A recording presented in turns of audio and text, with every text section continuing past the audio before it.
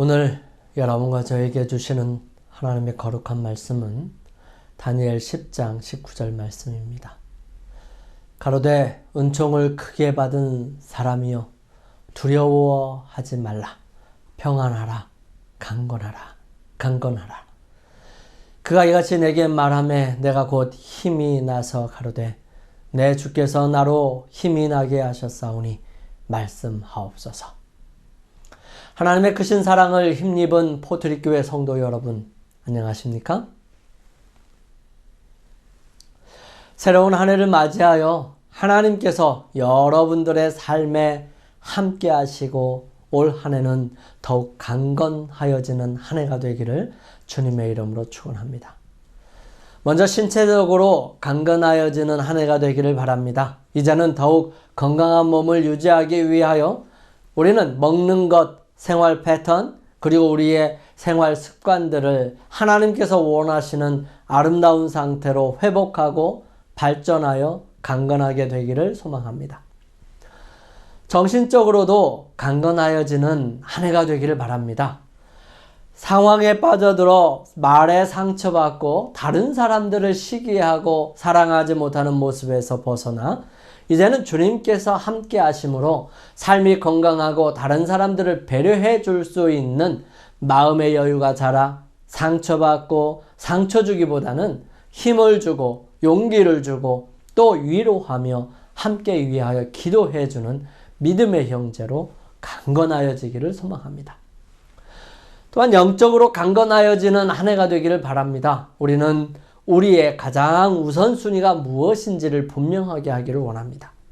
올해는 어떠한 일이 있어도 모든 성도들의 가정에 가정예배를 회복하시기를 소망합니다.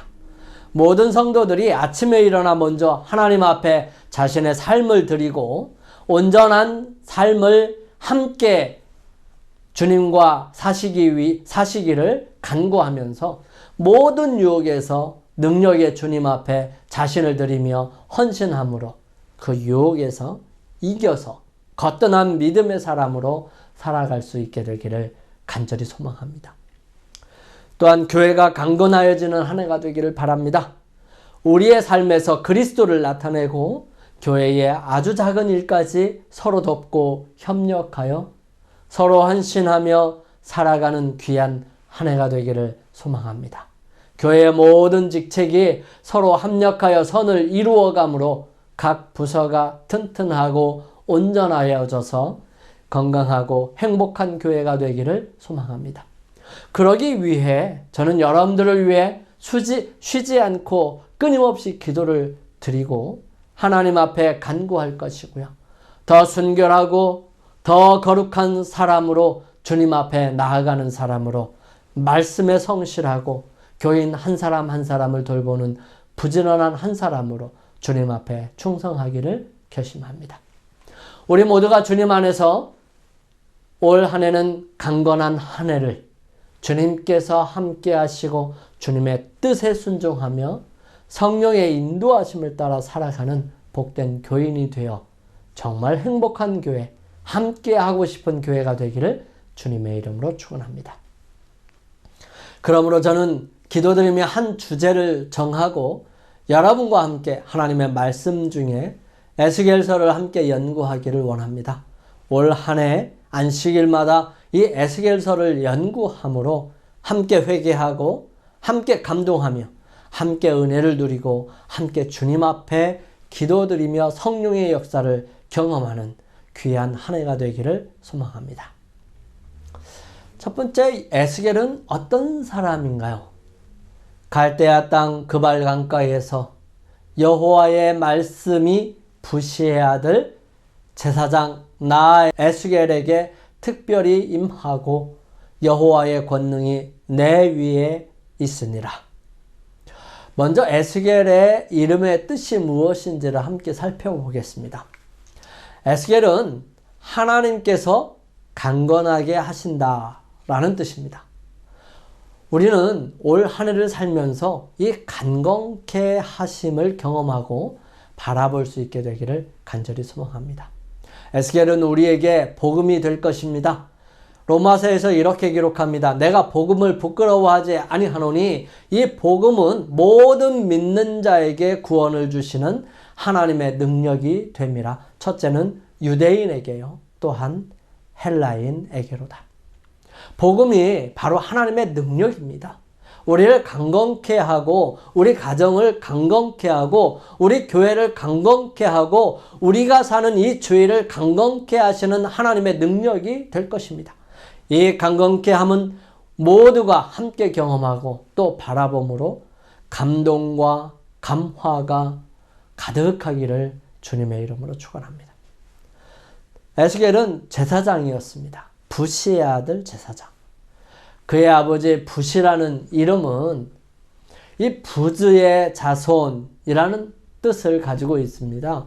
그런데 그 어원을 살펴보면 이 부즈는 경멸, 부끄러움, 모욕, 수치 이런 것을 뜻하는 부즈와 같은 어원을 갖고 있습니다. 이 이름의 내용을 보면 아마도 에스겔은 부즈의 자손은 아닌 것 같고 그는 제사장이었으므로 레위의 후손이 분명합니다. 그렇다면 그 이름의 뜻을 바로 거기서 가져왔다는 것으로 볼 수 있습니다. 아마도 부시의 아버지, 즉 에스겔의 할아버지는 제사장으로서 치욕스러움과 경멸을 받고 모욕감을 받았는지 모르겠습니다. 어쩌면 제사장으로서의 직분을 그 스스로가 감당하기에 너무 버거웠던 세상의 상황이 있지 않았을까 하는 생각입니다. 그때 당시의 세상은 타락할 대로 타락해서 하나님께 경배 드리고 또 예배 드리는 것을 무시하고 거기서 다른 신을 섬기는, 그래서 제사장들에게는 많은 수치심과 모멸감을 갖게 하였던 그러한 시대였었습니다. 그리하여 희망이 없음을 본 이 부시의 아버지는 제사장이었음에도 불구하고 그의 아들을 부시라고 이름을 지은 것이 아닐까 합니다. 하지만 부시는 그에 비해 믿음이 있었습니다. 상황을 바라보지 아니하고 하나님을 바라봄으로 그의 아들의 이름을 에스겔이라고 지었던 것입니다. 그는 하나님에 대한 분명한 믿음으로 그의 아들을 바라보게 된 것이죠. 에스겔은 하나님께서 나로 강건케 하신다라는 뜻입니다. 그는 비록 전쟁터에서 죽었는지 모르겠어요. 아니면 포로 가운데 잡혀간 제사장일 수도 있었습니다. 아마 그렇다면 성전에 출입이 금지되고 더 이상 제사장으로서의 삶을 살 수 없는 그런 상황에 온 것이지요. 이러한 상황 속에서도 그러한 제사장이었음에도 불구하고 그는 믿음을 굳게 잡은 사람이었습니다. 그는 그의 아들의 이름을 에스겔이라 지어서 자신의 믿음을 나타내고 그가 하나님의 선지자로서의 택함을 받을 정도로 훌륭하고 믿음 있게 키웠다는 사실입니다. 그럼에도 불구하고 그는 알려지지 않았습니다. 그의 믿음의 모습은 다른 사람들이 좋아했는지 좋아하지 않았는지 잘 모르겠어요. 하지만 그의 이름은 다른 사람들에게 알려지지 아니하였고요. 이 가족들도 알려지지 않았습니다. 그에 대해 기록한 성경은 단 한 권도 없을 만큼 그는 성경의 설명이 전무합니다. 그의 계시의 기록은 48장이나 되는 긴 분량이었음에도 불구하고 다른 성경에서 그를 언급한 사실이 거의 없을 만큼 딱 한 군데 간접적으로 인용되었지만 그는 아무에게도 알려지지 않은 조용한 사람이었습니다. 하나님께서는 이러한 사람을 사랑하십니다. 사용하십니다.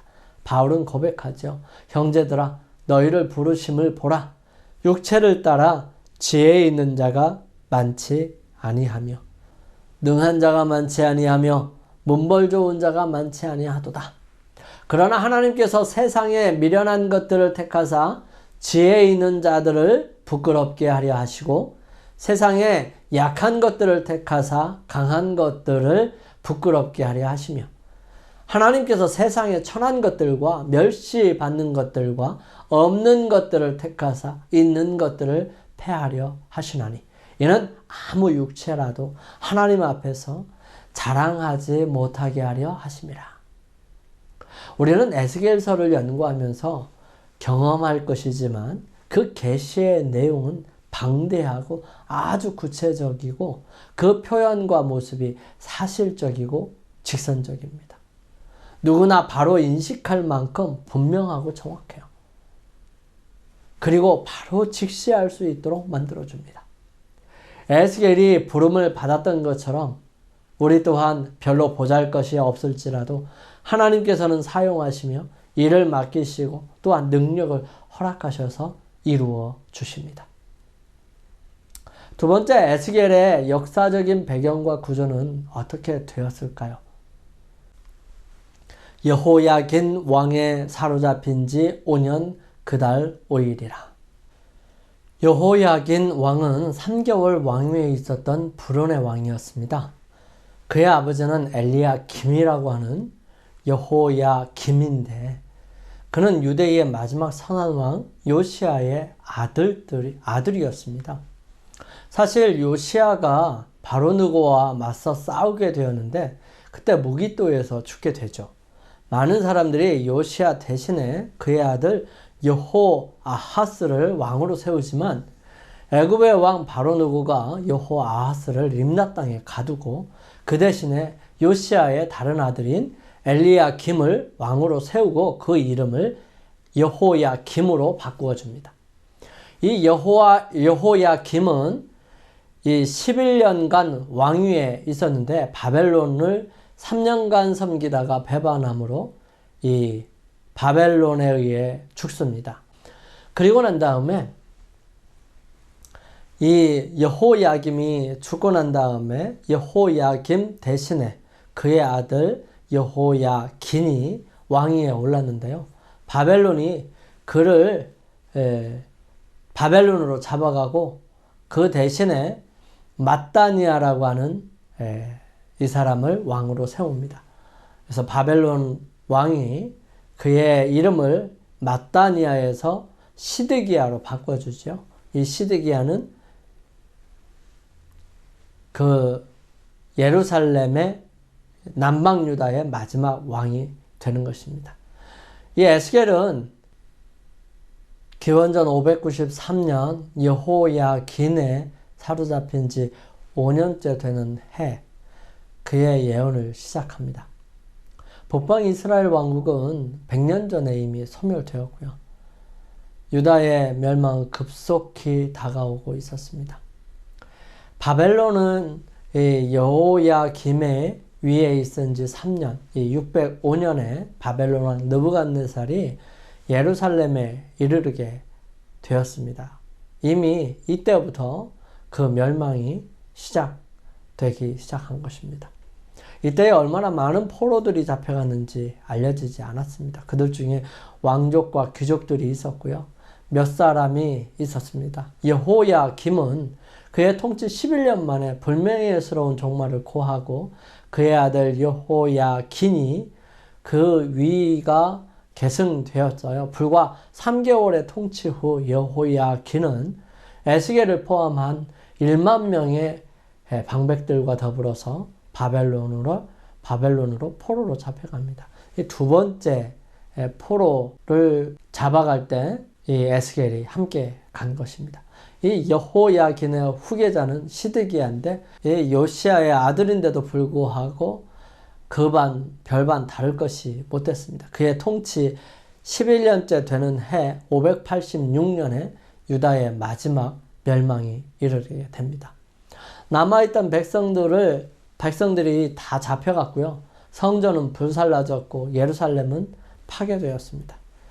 그 땅에는 이제 비천한 국민들과 소수만이 포도원을 다스리는 자와 농부로 남겨진 바 되었죠.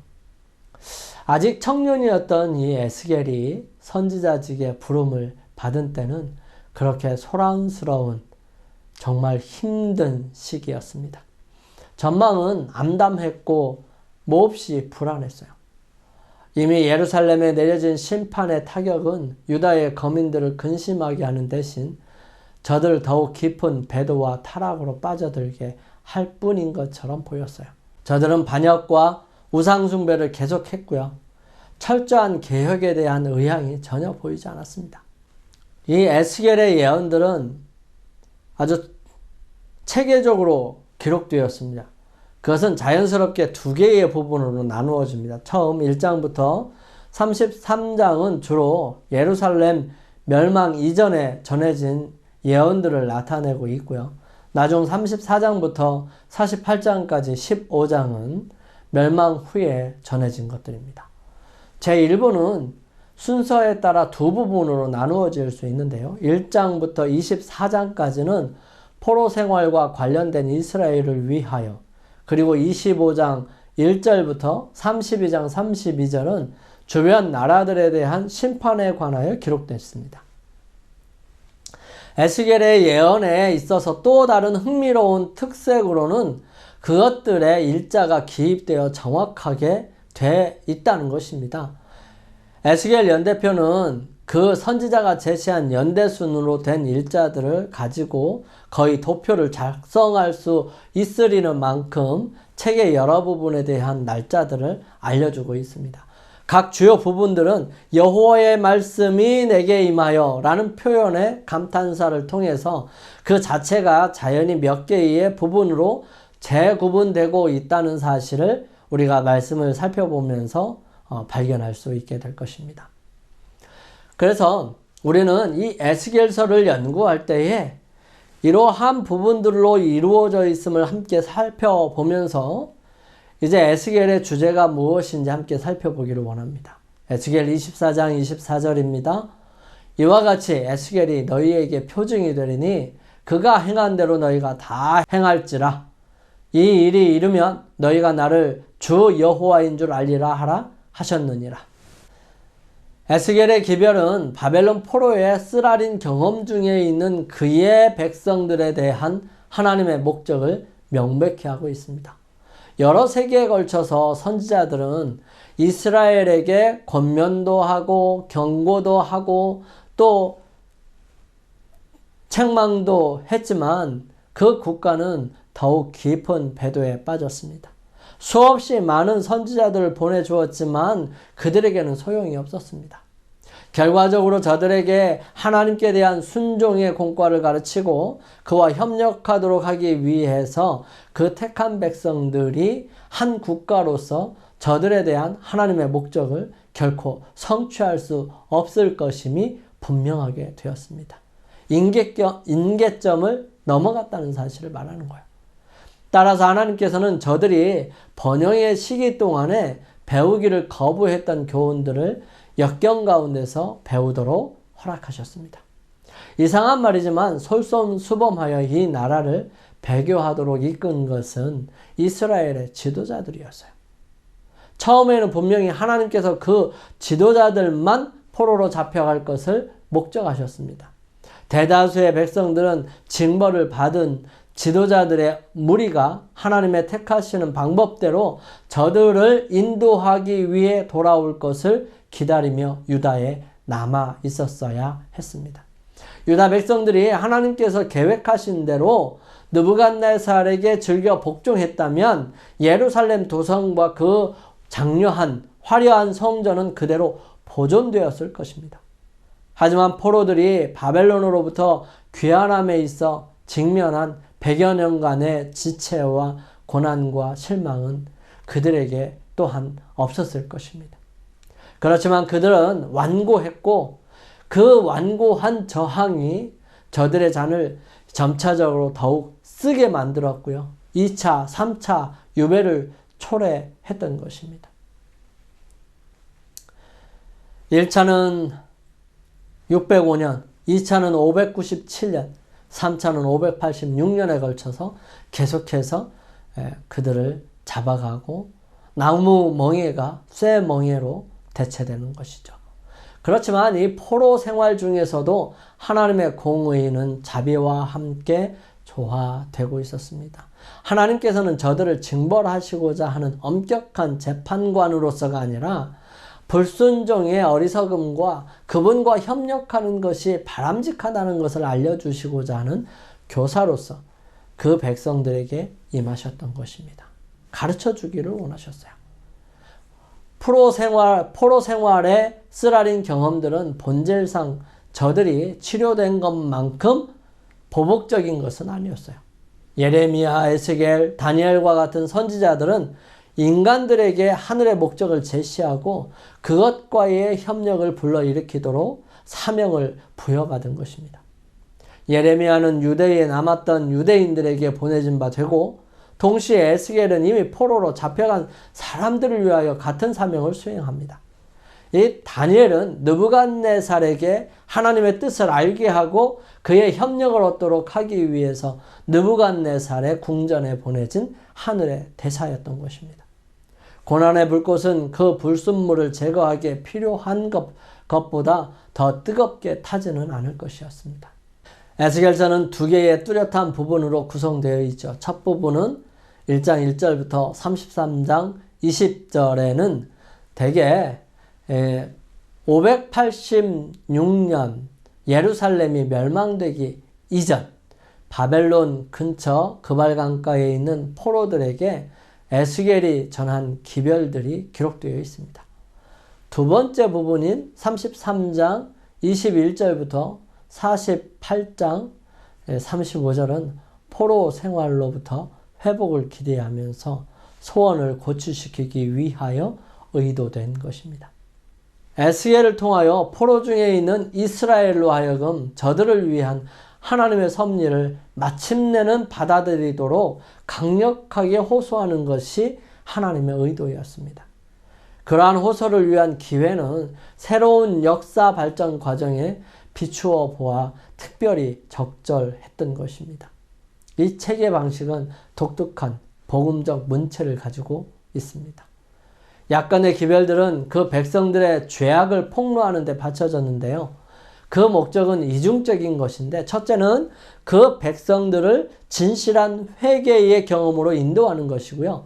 둘째는 새 언약 가운데 약속된 장래의 순종을 위해서는 하나님의 도움이 필요함을 나타내고자 하는 것입니다. 한편으로는 무지 때문에, 다른 한편으로는 부패한 제사장들과 거짓 선지자들, 그리고 배교한 지도자들의 그릇된 교훈을 통하여 이스라엘 백성들은 하나님의 성품과 그 백성들에 대한 당신의 목적에 대해서 엄청나게 왜곡되고 변질된 관념들을, 생각들을 가지고 있었던 것입니다.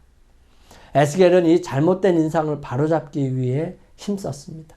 그는 하나님에 대한 새로운 개념이 필요되는 개혁을 성취시키고 또 그 백성들이 저들의 고귀한 섭리를 받아들이도록 자극하는 힘이 되어지기를 바랬던 것입니다.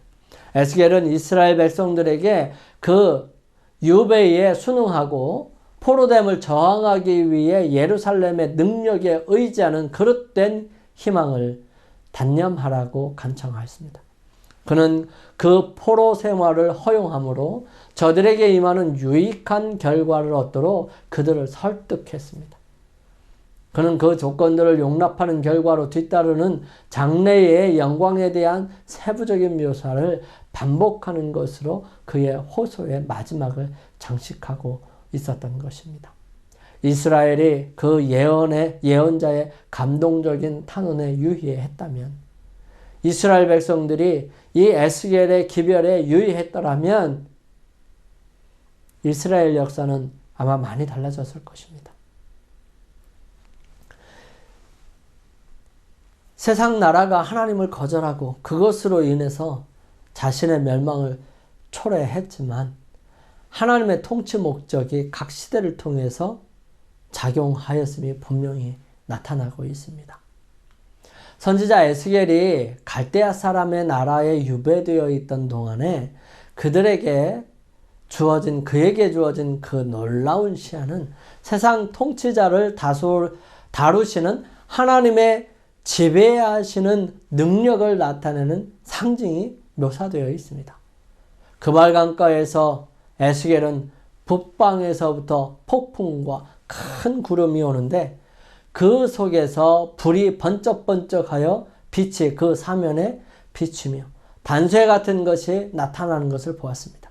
서로 교차하는 이 여러 바퀴들이 내 생물에 의하여 움직이고 있었는데요. 이 생물들 위에 높이 이 보좌의 형상이 있는데 그 모양이 남보석 같고 그 보좌의 형상 위에 한 형상이 있어서 사람의 모양 같았다고 기록합니다. 이 그룹들의 날개 밑에는 사람의 손 같은 것이 나타났는데요. 이 바퀴들은 배열에 있어서 매우 복잡하여 처음 보기에는 혼잡한 것처럼 보였지만 그것들을 완전한 조화를 이루어 움직이고 있다는 사실을 통해 그것은 질서정연하다는 사실을 보게 됩니다. 그룹들의 날개 아래에 있는 손이 붙들고 인도하는 하늘의 존재들이 이 바퀴들을 몰고 있었고요. 그 위에 남보석 보좌에는 영원하신 이가 계시고 그 보좌 주위에는 하나님의 은혜를 상징하는 무지개가 있었습니다. 바퀴와 같은 복잡한 것들이 그룹의 날개 아래에 있는 손에 지도를 받는 것처럼 인간 사건의 복잡한 연극도 하나님의 지배 아래 있습니다. 열국의 분쟁과 소요 가운데서도 그룹 위에 자정하신 하나님께서는 여전히 이 지상의 사건들을 인도하고 계시다는 사실입니다. 열국의 역사는 오늘날 우리에게 말하고 있습니다. 하나님께서는 당신의 크신 계획 속에 모든 국가와 모든 개인의 자리를 배정하셨어요. 오늘날 사람들과 나라들이 그릇 행하심이 없으신 하나님의 수중에 있는 추로 시험을 받고 있습니다. 모든 사람은 자신들의 선택으로 저희 운명을 결정하고 있고요. 하나님께서는 당신의 목적을 성취하시고자 모든 사람을 지배하고 계십니다. 영원한 과거로부터 영원한 미래에 이르기까지 사건의 사슬에 고리와 고리를 연결시키고 계신 위대하시고 스스로 계신 분께서 당신의 말씀 속에 주신 예언들은 역사의 흐름에서 지금 우리가 어디에 있고 장래에 무엇을 기대할 수 있는지를 말해줍니다. 현재까지 일어나리라고 예언된 모든 사건들의 성취들을 역사의 페이지에서 찾아볼 수 있으므로 아직 오지 않은 모든 것도 그 순서대로 성취되리라는 것을 우리는 확실히 알 수 있습니다. 이 시대의 징조들은 우리가 크고 엄숙한 사건들을 문 어귀에 서 있다는 사실을 선언하고 있습니다. 이 세계의 모든 일이 격동하고 있어요. 예수님의 재림 전에 있을 사건에 대해 예수님의 예언이 우리 목전에서 성취되고 있는 것입니다.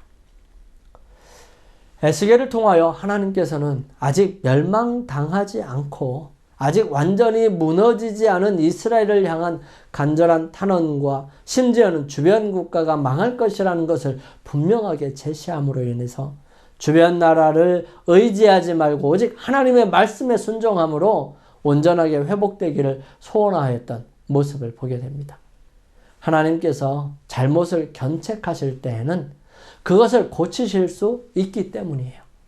그 잘못을 한 사람이 회복되어서 새롭게 되기를 바라시기 때문에 아직은 기회가 있고 때가 지나지 아니하였다는 사실을 말해주는 것입니다. 우리에게 무엇인가 시련과 내 마음의 잘못을 생각나게 하거나 새로 변화가 필요하다는 것을 느낄 때가 있습니까? 이 성령의 감화를 무시하지 마시고 우리 하나님께 나와 어떻게 해야 하는지 지혜를 구하고 새롭게 되기를 간절히 원합니다. 지금 이 시대는 에스겔이 직면하고 있는 크고 두려운 날, 예루살렘이 완전히 멸망하는 날, 심판의 날이 곧 다가오고 있는 때처럼 재림의 날, 세상의 마지막이 다가오고 있는 그런 마지막 시대라는 사실입니다. 이제 우리는 에스겔의 기별을 들으면서 하나님께서 우리를 강건하게 하심을 경험할 수 있게 되기를 바랍니다. 우리의 하나님에 대한 신앙을 돌아보고 우리의 삶에서 모습을 점검하면서 다가오시는 주님의 날을 고대하고 기다리며 준비하는 한 해가 되기를 간절히 소망합니다. 우리 함께 결심하시면서 기도드리는 시간을 갖습니다.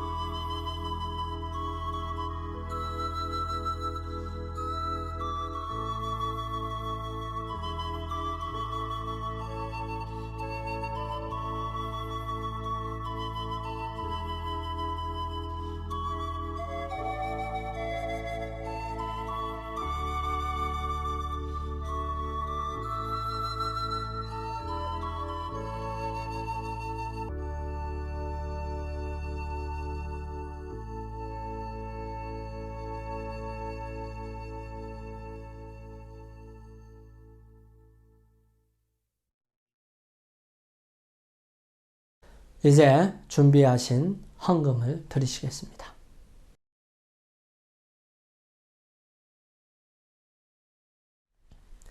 저희들을 사랑하시는 아버지 하나님, 저희들에게 주님을 바라볼 수 있도록 인도하여 주시며 암울하고 어두운 이 세상에서 오직 주님을 인하여 새로운 기대를 갖게 되고 주님께서 역사하시는 놀라운 은혜 속에 저희들의 삶을 다시 한번 돌아보고 점검할 수 있도록 인도하여 주셔서 감사합니다. 주님께서는 저희들에게 에스겔을 통하여 주시는 말씀처럼 강건하게 되리라고 말씀하시고 그렇게 해주시기를 원하십니다. 주님, 그 사실에 대하여 저희들 잊지 않을 수 있도록 도와주시며 저희들의 마음과 생각이 오직 주님께 집중되므로 주님께서 주시는 축복 속에 이 한 해가 강건해질 수 있도록 도와주시옵소서. 사랑의 아버지 하나님, 저희들에게 재물을 얻을 수 있는 힘과 능력을 허락하셨습니다. 주님, 저희들에게 맡기신 이 재물들 중에 열의 하나와 각종 헌금을 주님 앞에 가져왔습니다. 주님, 이 헌금을 주님께 드리오니 주님께서 이 헌금들이 쓰여지는 곳곳마다 축복하시고 함께 하셔서 주님의 나라를 확장시켜 주시고 드린 손길 위에 축복하셔서 아름다운 주님의 자녀의 삶으로 주의 거룩하심을 그들에게 나타내 주시옵소서.